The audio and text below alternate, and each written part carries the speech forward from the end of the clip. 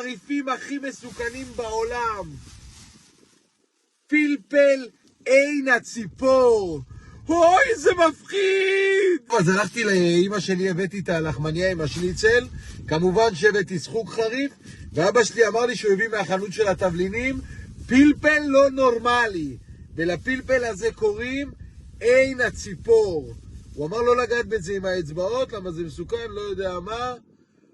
וואי, זה קטן, רשום על זה שזה הפלפל צ'ילי הכי קטן בעולם נראה לי, אבל הוא הכי קטלני, שאומרים שזה אחד הפלפלים הכי חריפים בעולם, ואני לא יודע למה אני כזה מטומטם, אבל אני הולך לאכול את זה.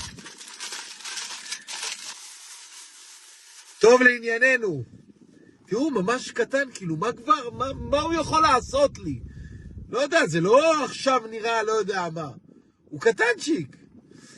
על החיים ועל המוות, מה שנקרא, ושיהיה לנו להרבה פיגועים מתחת. ביס גדול.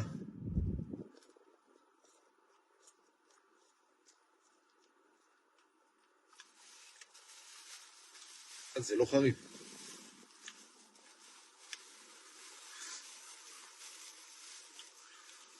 מה זה? או.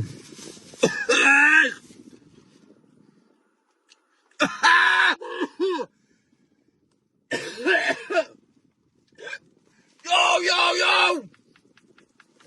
נראה לי עשיתי טעות שהכנסתי חטא שלם. אימא'לה! וואו!